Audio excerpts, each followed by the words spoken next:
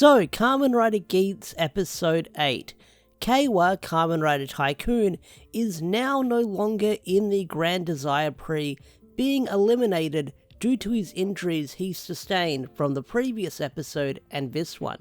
Although this is kind of a shock, I don't know if it is a big shock or not a big shock because the character didn't necessarily die. He didn't bite the dust. He was basically too injured to keep playing the game, meaning he's going to go back to his normal life. And although the show is called Kamen Rider Geats and not Kamen Rider Tycoon, Keiwa was kind of the secondary rider, but he's the character that got the most focus on in the episodes, while Geats is still the main attraction, being a man of mystery, being over possibly 1,000 years old, something that I didn't explore last week in the previous episode. So Ace is still our main hero. We've just got a lot to uncover and a lot to discover with this character, but I get the feeling that we'll be seeing Keiwa later down the line in the show.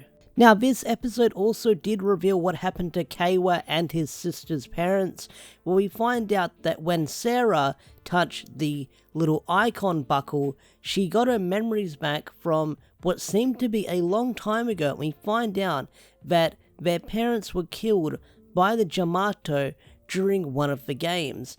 And this memory is now unlocked for the character, and I get the feeling that it's going to be a driving force for Sarah moving forward, so it makes me wonder, with Keiwa retired, is he going to join the game again later down the line, because he was recording and vlogging all the adventures he had during the Grand Prix and sort of talking about the events, so will that trigger his memory coming back, or will his sister sort of take up the mantle and be the next Kamen Rider Tycoon? Because I believe there's a couple of leaks and stuff around going out for the actual upcoming forms in the show with the toys, so I get the feeling that Keiwa's going to come back, or Kamen Rider Tycoon is going to come back later down the line.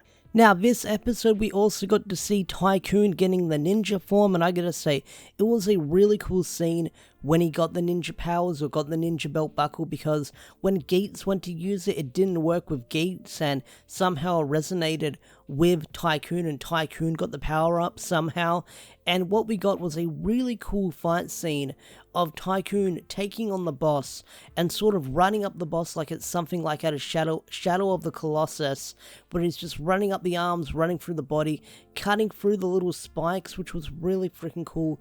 Mostly CGI, but I gotta say, the presentation looked really freaking cool, and it was a really awesome moment in that scene. But leading up to the final boss battle, you got to sort of see the greed and sort of the determination of the other characters with how selfish they can be, because Keiwa's sister gets kidnapped by the boss in this episode, and Keiwa wants to save her, and he wants the others to come work together to defeat the boss, but because they need to defeat the boss to win the Grand Desire Prix and get their wish, they kind of don't want to work together with him. So we kind of get to see everyone's ugly side, being selfish, sort of going over their own goals and what they want to do in this episode.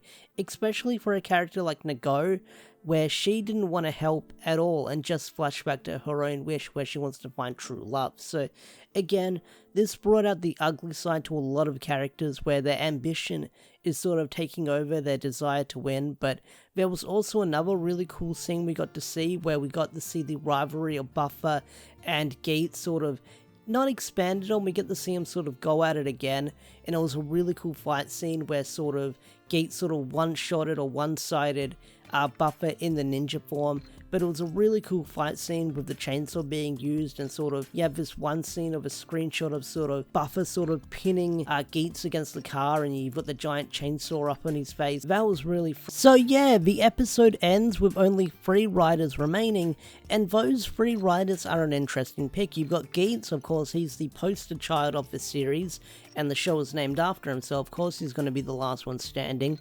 We've got Buffer, who is sort of the rival, and then we've got Nago, Neon, who I'm surprised has lasted this long, but she's an interesting character. I'm sure we're going to expand on her a lot throughout the show, but one thing that stuck with me is what Geats said at the end of the episode, saying he'll end the world with his own hands.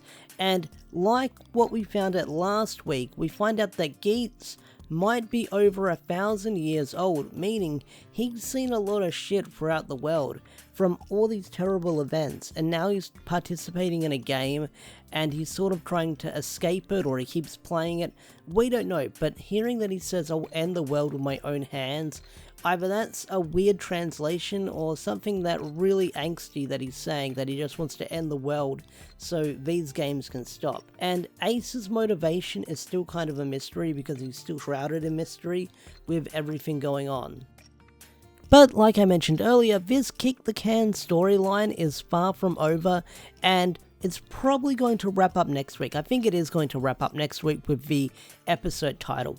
But I do wonder where the show is going to go from here, because we had one character eliminated and we're only 8-9 episodes in, and there's probably going to be 50 episodes with Kamen Rider Geats. So I do wonder what's going to happen with each game as the show goes on moving forward. So even if they do defeat this one boss monster, I do wonder where the show is going to go next and what characters will be introduced to.